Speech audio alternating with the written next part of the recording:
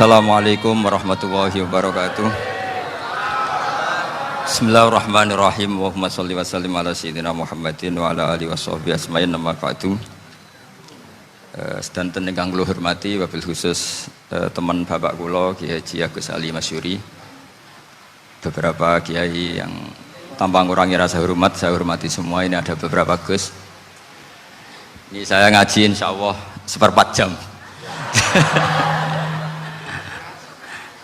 Seperempat jam nanti yang menghisap Gus Kausar berapa Gus? 10 menit. 10 menit. Begini, sebetulnya saya membela semua umat Islam itu ahlul jannah karena saya ini ibarat marketing. Kalau orang Kristiani itu kan setiap orang mati sudah tenang bersama Bapak di surga. Jadi kampanye itu menarik sekali. Sementara kita sudah kiai, sudah imam masjid, sudah ulama, masih saja dikhawatirkan su'ul khotimah. Ini kalau kampanye ini tidak imbang, ini nanti saya takut kalah. Makanya saya bilang pokoknya semua orang mukmin itu ahlul jannah. Karena memang asli hadisnya seperti itu, man qala la ilaha illallah dakhalal jannah. Bahwa kemudian ada beberapa kiai yang mungkin wataknya itu pesimis, kemudian bikin sekian aturan-aturan yang sebetulnya itu cerminan dari pesimisnya, terus akan-akan masuk surga itu susahnya bukan main. Nah itu saya tidak setuju karena tadi pasti kalah dengan kampanye sebelah yang setiap orang mati dibilang sudah tenang bersama Bapak apa? Di surga. Jadi ini penting. Terus kedua saya bilang agama ini sudah begitu baik. Masa kunci surga sudah dibocorkan miftahul jannah la ilaha illallah. Masa sudah pegang kuncinya nggak jadi masuk surga, itu kan aneh. Ya sudah masuk saja, tapi tidak usah minta bantuan saya, masuk aja, kan sudah pegang kuncinya. Terus ketiga, kenangan terburuk saya ketika jadi kiai itu gini, saya ada beberapa guru SD datang ke saya. Ini agak-agak masalah besar. Gus, boleh nggak buka ujian nasional yang masih disegel? Semua guru bilang nggak boleh, itu kriminal kan. Ada satu guru yang bikin analogi agak kacau. Boleh saja. Wong ujian di kuburan saja dibocorkan para kiai nggak apa-apa. Itu.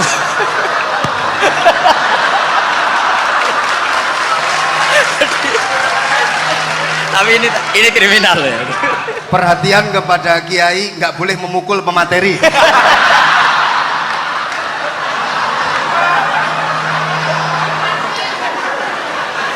Jadi tentu itu analogi yang salah kan.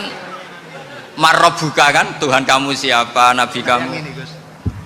Tuhan kamu siapa, nabi kamu siapa, imam kamu siapa. Ini kan sudah dibocorkan oleh para kiai. Artinya apa? Nak raiso jawab kebablasan gitu. Terus guru ini berpikir kalau ujian akhirat sekrusial itu saja bisa dibocorkan, kenapa ujian nasional tidak boleh? Tentu ini kias yang salah, saya tidak ngajari seperti itu. Tapi saya ngajari ke kalian betapa mudahnya masuk surga. Kunci jawaban sudah dikasih, kunci pintu masuk sudah dikasih. Kok sampai tidak masuk, ini kebablasan. Paling salah gurunya. Jadi ini kenapa saya sering cerita orang mukmin semuanya itu min ahlil jannah, itu saya jamin. Sama tidak usah takut su'ul khotimah, tidak usah takut berlebihan seperti itu. Karena setahu saya, setidaknya saya mewakili ulama zaman ini. Rata-rata guru kita ini bermadzhab Syadzili dalam berkeyakinan berpikir tentang Allah. Di antara ini yang mulai saya ngomong serius, supaya tadi kan guyonannya sudah diambil Gus Reza sama Gus Kausar. Saya tahu kenapa mereka guyon. Kalau ngomong serius takut kalah sama saya.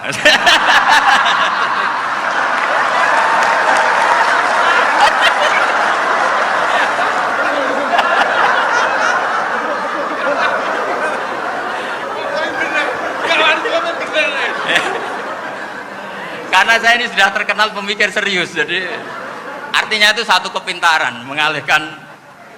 Ya, oh ya, sudah itu satu kecerdasan. Tidak hanya ngalim tapi betul cerdas. Betul cerdas. Jadi itu bukti beliau-beliau ini cerdas itu. Saya berpikir begini, ini madzhab Syadzili. Kita semua tentu Syadzili karena kita semua ngaji kitab hikam. Kita tahu kitab hikam itu muridnya Abul Abbas Al-Mursi. Abul Abbas Al-Mursi muridnya Syekh Abil Hasan apa? Asy-Syadzili. Saya masih ingat betul makalah itu dan saya ulang-ulang setiap saya ngajar di sarang saya ajarkan itu. Kilali, kata Abdul Hasan As-Sadili, saya pernah dapat hatif, dapat semacam ilham. Apa makna min syarril waswasil khannas? Itu kata beliau dijawab oleh hatif itu. Hatif itu nggak perlu diterjemah tadi ada, karena tadi diajarin itu. Apa yang dihidupkan itu nggak perlu dijelaskan. kata hatif tadi, waswasun yadkhulu bainaka wa baina habibika yunsika altofahu alhasanah wa yudzakiruka af'alaka asai'ah wa yukassiru indaka dzatas shimal wa yuqallilu indaka dzatal yamin liya'dila bika an husni dzanni billah ila su'i dzanni billah.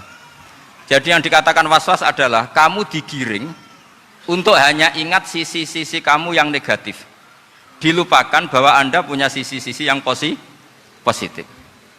Misalnya seperti ini, mungkin secara fikih tadi banser-banser tegas, wah ini masalah lelaki perempuan dipisahkan gini-gini. Tapi kenapa Ghazali bilang ya sudah gini gak apa-apa. Sebetulnya ada rukhsah itu karena ini di depan umum. Yang paling pantangan Nabi itu la yakhluwanna rajulun bimra'atin. Ini ada yang menjaminnya gitu. Malah khawatir saya di sini dipisah tapi setelah berduaan nggak bisa. Jadi toleransinya karena ini di depan umum. Itu masih ada toleransinya. La yakhluwanna rajulun bimra'atin. Begitu juga ketika kita dosa, misalnya kita dosa. Orang Islam setiap dosa itu pasti ingat salahnya, kemudian istighfar. Dan ketika satu kebaikan dibandingkan keburukan, itu kata semua ulama, karena sayi'ah itu bernilai 1, kebaikan bernilai apa? 10. Itu masih surplus berapa? 9. Jadi itu cara berpikir Abdul Hasan As-Sadili. Kenapa kamu harus berpikir positif tentang Tuhan? Sekali berpikir tentang negatif, itu bahaya betul. Misalnya begini, kamu berpikir tak rewangi, jadi kiai, sujud, rukuk, ternyata aku tetap mlebu neraka, gunane apa? Itu menurut saya kan nggak punya akal. Sujud itu satu kelaziman menghamba kepada Allah. Normalnya seorang hamba itu ya sujud. Kemudian gara-gara kamu ingin masuk surga, terus logika kamu dibalik, gunanya apa saya sujud? Ternyata saya masuk neraka. Itu pertanyaan yang benar-benar bodoh dan itu menjadikan Allah benci. Logikanya dibalik begini. Ini saya ngomong serius karena ini bentuk kemenangan saya, ini bentuk kemenangan saya. Saya berkali-kali ngomong di kota pelajar di Jogja karena banyak pengujinya juga. Bukan sekedar pendamping tapi penguji. Banyak yang profesor, bukan sekedar dokter, banyak yang profesor. Jadi biar ini dok. Begini, saya pernah ditanya sama seorang dosen, Gus, saya ini ngaji hadis banyak, tapi ada yang saya tidak paham, yaitu mangqala la ilaha illallah dakhalal jannah, ada kalimat wa in zana wa in saraka. Meskipun pernah zina, pernah maling. Ini kan seakan-akan mentoleransi perzinaan dan pemalingan. Terus saya bilang, oh makna hadis itu seperti ini. Jadi kebenaran absolut, kebenaran yang mutlak itu tidak akan terganggu oleh status perilaku seseorang. Saya berkali-kali memberi contoh. Orang yang ditangkap KPK akan bilang 1 tambah 1 2. KPK-nya juga bilang 2. Rivalitas dalam politik, Pak Prabowo ya bilang 2, Pak Jokowi juga bilang 2. Orang yang zaniyah, yang lonte pun akan bilang 2. Muftinya juga bilang 2. Ketua MUI-nya juga bilang 2. Artinya gini, kebenaran yang absolut adalah kebenaran yang siapapun akan meyakini seperti itu. Seperti 1 ditambah 1 2. Kamu punya musuh bilang 2. Kalau ibu-ibu ini punya maru ya marunya bilang 2 tadi tambah mama, nggak tahu saya terjemahnya apa tadi. Nah, kebenaran yang absolut itu kebenaran yang siapapun pasti mengakui. Dan uniknya begini, saya pernah ngaji acara himmah, acara pondok sarang di Demak. Kalau kamu bilang 1 ditambah 1 menjadi 2, untuk mengatakan 2 itu kamu butuh hadiah enggak? Mereka semua jawab enggak. Kita semua juga saja mengatakan tembok itu putih. Kenapa? Karena memang putih. Kita mengatakan 1 tambah 1 2 karena memang kita tanpa presentasi dapat hadiah, dapat penghormatan. Kenapa untuk mengatakan Allah itu Tuhan kita butuh surga? Memangnya kalau tidak ada surga Allah tidak jadi Tuhan? Ini problem orang soleh-soleh yang terlalu pesimis. Makanya nanti orang-orang soleh itu masuk surganya berat. Tapi kalau orang alim lebih gampang kira-kira seperti itu. Iya, karena kan imannya lebih bagus. Dalam hadis qudsi Allah ini yang dibuli orang-orang soleh. Laulam akhluk jannatan wala naron alam akun ahlan an uto'ah, dalam hadis qudsi itu. Kalau saja saya tidak menciptakan surga dan neraka, apa saya tidak jadi Tuhan yang perlu ditaati? Apa kalau kamu tidak saya kasih uang 1 juta terus bilang 1 tambah 1 11? Enggak kan? Tetap bilang berapa? 2. Kalau kebenaran absolut yang 1 tambah 1 kamu bilang 2 meskipun tanpa mendapat hadiah. Kenapa untuk bilang Allah Tuhan kamu butuh hadiah surga? Itu kan serah ikhlas belas. Makanya saya terus mengajarkan ikhlas. Ikhlas itu bisa dilatih dengan akal, dengan pikiran, bil ilmi lah. Harus dilatih. Nah di sini ini momen atau makna yang mestinya harus difahami wa inzana, bahwa kalimat ini sah meskipun dilafatkan seorang yang pernah zina. Sama seperti 1 tambah 1 2 sah, diucapkan siapa saja sah. Dan siapapun akan mengucapkan itu secara ikhlas. Ini penting saya utarakan. Sehingga setelah ada firqah-firqah takfiri yang mengatakan orang megang keris itu syirik, ke kuburan syirik, ini syirik. Itu salah besar. Salahnya adalah tadi kalimat-kalimat atau kebenaran-kebenaran absolut ini sudah jadi sibghatullah man ahsanu minallahi sibghah. Kalimat ini begitu absolut di hatinya orang mukmin. Sehingga ketika terganggu oleh hal-hal yang adat istiadat kayak pegang keris, kayak apa, ini tidak mengganggu. Tetap kualitas iman ini di atas keyakinan adat membawa apa keris. Kalau orang membawa keris menjadi syirik karena percaya sama makhluk. Orang misalnya kejawen kalau nggak bawa keris nggak nyaman. Orang kota itu kalau nggak bawa ATM juga nggak nyaman. Itu tidak dihukumi syirik. Kamu pergi lupa bawa HP nyaman enggak? Enggak, kenapa tidak dihukumi syirik?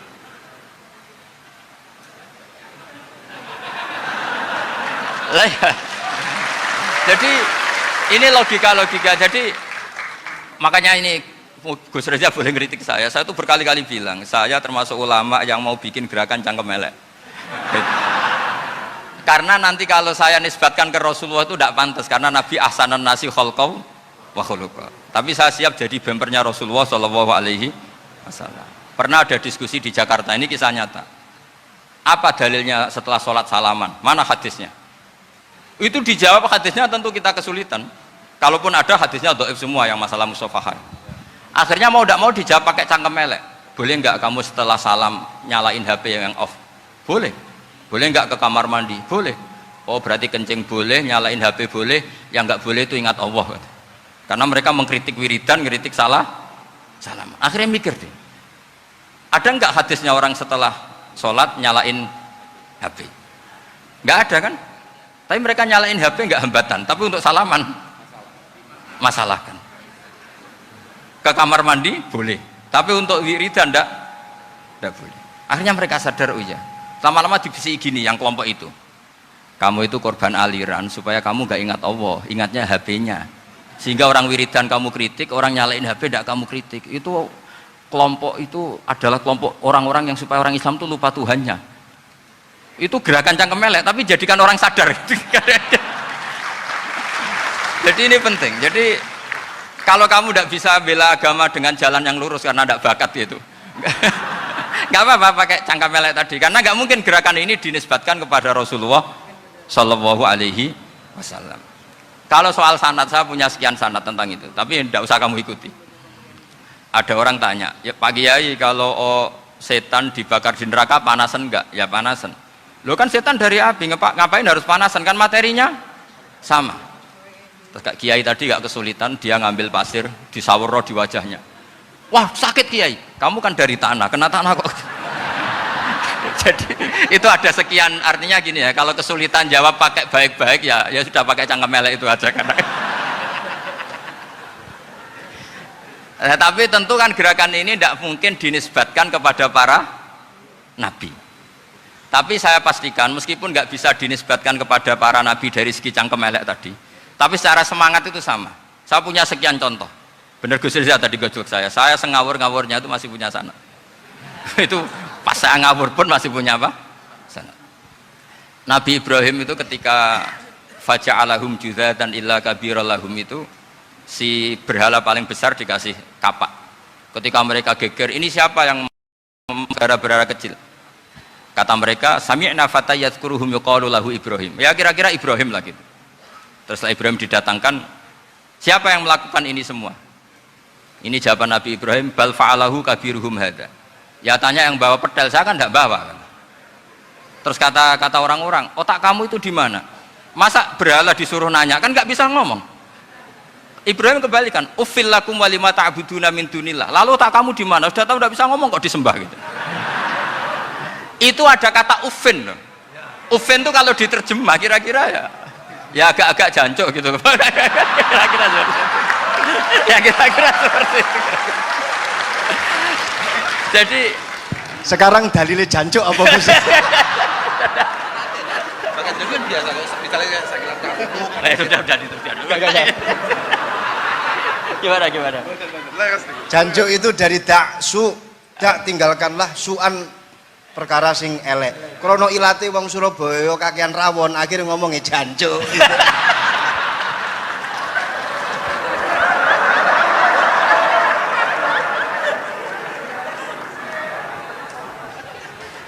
Jadi mulai dulu melawan kebatilan itu harus pakai logika yang vulgar. Karena memang nggak mungkin dengan bahasa-bahasa priayi itu nggak mungkin. Dan ini penting saya utarakan. Nah, kalau nanti nggak mungkin dinisbatkan kepada Rasul karena Nabi adalah ahsanan nasi khalqa wa khuluqa, kita yang ngambil alih saja. Gus Reza, saya, Gus Kaustan ini cara cangkem elek kan pantas. Luas. Selain bakat ya sudah natural. Karena memang itu cara kita menjelaskan kebenaran. Saya ulang lagi, itu cara kita menjelaskan apa?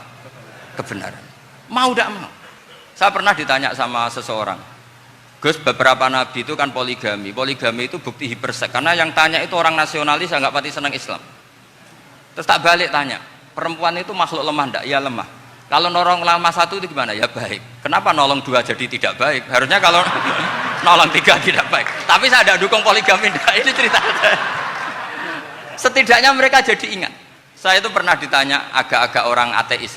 Dia benci Islam tapi neliti Islam. Pertanyaan kedua, kenapa dalam perang itu seakan-akan Nabi itu perampok? Hartanya orang kafir disita kemudian menjadi ghanimah. Itu kan kayak ngerampok. Terus saya tanya gini, kalau ada penjahat ke rumah kamu kemudian pakai senjata api, setelah kamu ringkus, itu senjata api kamu kembalikan apa kamu sita?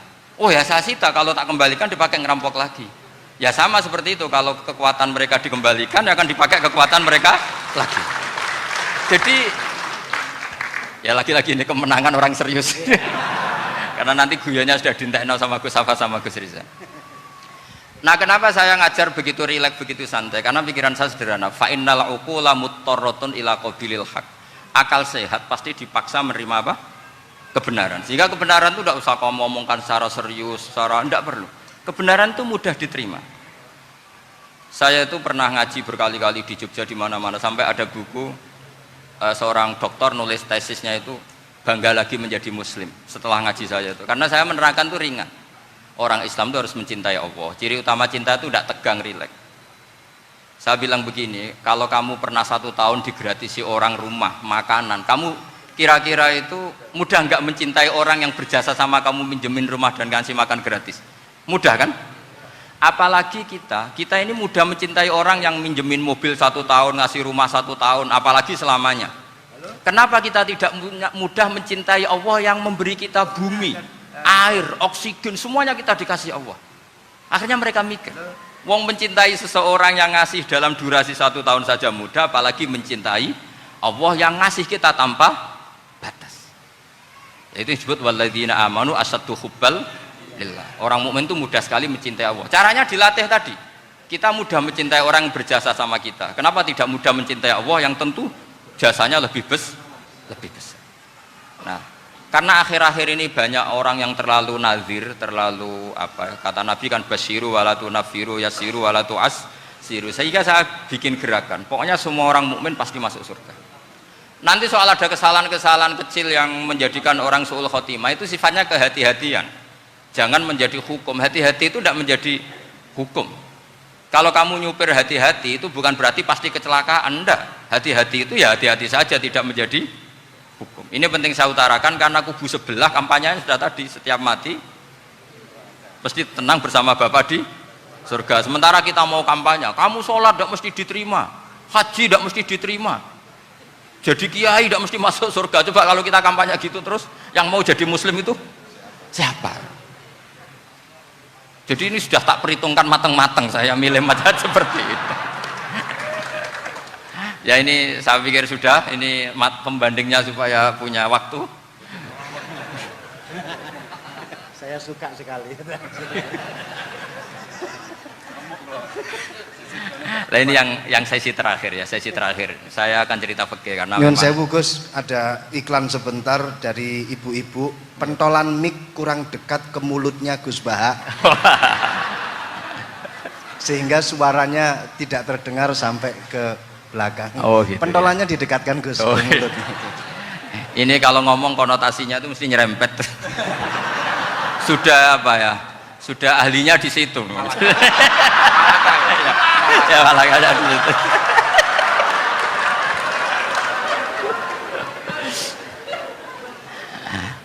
Dalam sesi terakhir saya cerita pentingnya pembanding. Imam Rafi'i itu yang ngarang kitab Muharrar. Kitab Muharrar ini adalah ringkasan dari kitab Al-Wasit. Al-Wasit itu karangannya Imam Ghazali. Al-Wasit sendiri ini khas ngaji NU, karena NU maknanya Nahdlatul Ulama, gerakan para ulama. Jadi kalau nggak ngerti alim-alim seperti itu ya ada NU. Sebenarnya sampai itu pasnya Nahdlatul Ummah, gerakan umat. Tapi kan sudah jadi partai politik Nahdlatul Ummah. Karena yang katakan NU itu Nahdlatul Ulama, gerakannya para ulama. Imam Rafi'i itu berpendapat sujud itu cukup pakai batuk, pakai jidat. Itu dalam kitab Muharrar. Wal asoh anna sujud yasihu mau cukup biwat iljabah. Ketika Imam Nawawi mentasih kitab Muharrar namanya Minhajut Thalibin, itu mengkritik Imam Rafi'i. Kata beliau sujud itu untuk sah harus melibatkan 7 anggota karena berdasar hadis umirtu an asjuda ala sabati a'zumin, yaitu al jabhah wal yaden warubaten wal qadamen, yaitu jabhah 2 tangan, 2 lutut dan 2 qadamen. Akhirnya saya ngecek di kitab asli, Imam Rafi'i termasuk Ashabut Tarjih dan Imam Nawawi. 2 orang ini khilaf. Kan nggak mungkin kita sebagai musahihnya, karena yang khilaf ini 2 ulama besar, satu Imam Rafi'i, satu Imam siapa? Nawawi. Kita tidak bisa hanya ngikuti Fathul Mu'in yang mengatakan idza ikhtalafan Nawawi war Rafi'u qudiman Nawawi, tidak bisa, karena Imam Nawawi ini sering nginduk sama kitabnya Imam Rafi'i karena senior Imam Rafi'i. Setelah saya cek di kitab kitab asli Mamba ya, satu sumbernya semua mazhab apa? Syafi'i. Ternyata Imam Syafi'i nak ngedikan hanya begini. Wa uhibbu, saya suka setiap orang Islam sujud itu melibatkan 7 anggota karena itu aman, pasti sah. Tapi wayah tamilu, kata beliau, tapi mungkin saja sujud hanya watul jabah itu sah. Kenapa? Kata Imam Syafi'i, liqaulihi sallallahu alaihi wasallam atau li du'aihi apa sallallahu alaihi wasallam fi sujud sajadalaka wajhi wa sam'i wa basari. Nabi ketika sujud itu hanya berdoa, ya Allah sujud kepada engkau wajhi wa sam'i wa basari. Nabi tidak menyebut wayadi warubati wa qadam. Sehingga saya berkali-kali bener kata Gus, saya ini pembela umat sing sujudnya 7 anggota ya tak lem, pantes dadi Rais Surya. Itu. Yang sujudnya batuk tok ya tetap sah ngikuti mazhabnya Imam Rafi'i. Meskipun itu tidak saya anjurkan. Tentu tidak saya anjurkan. Alasannya Imam Syafi'i tadi, Rasulullah pernah berdoa dengan kata-kata sajadalaka wajhi, bukan diteruskan wayadi warubati wakoda. Sehingga fal khilaf huna bakin ala khiddati kalau dalam bahasa fikih. Khilaf biar tetap sesuai aturan khilaf masing-masing. Enggak perlu kamu menggugurkan pendapat Rafi'i yang mengesahkan sujud hanya pakai jabah. Ini penting karena tadi seperti saya katakan, yang sujud anggota itu ya masuk swarga mergo pintere. Sing nganggo bathuk tok yang mlebu swarga mergo gobloke tadi, karena aksaru ahlil jannah al-bulhu. Nah ini madhab saya. Jadi saya itu ingin umat Islam itu baik-baik saja. Iya betul. Madhabin jenengan. Ya. Karena tidak mungkin lah kita tidak bela Islam di zaman akhir, tidak mungkin, karena di kubu sebelah kampanyenya sudah seperti itu. Kalau kita ngomong ikhtiyat, kiai ra mesti mlebu swarga, sing salat ngethuk ra mesti husnul khotimah. Wah, akan jadi repot. Saya ini pengagum teori ikhlas. Dilatih bil ilmi, saya ulang lagi, dilatih bil ilmi. Saya ini malu. Malunya tadi, saya mengatakan 1 tambah 1 2, itu meskipun tidak ada yang memberi hadiah, tetap saya katakan 2. Saya mengatakan air itu dingin, tidak ada yang ngasih hadiah, saya akan bilang kalau air itu dingin, kalau api itu panas. Untuk hakikat-hakikat seperti itu saja saya jujur tanpa ingin imbalan. Tapi ketika hakikat mengenai Allah kok saya minta imbalan surga dan neraka, ini apa-apaan? Kira-kira gitulah, Rois Suriah macam apa gitu.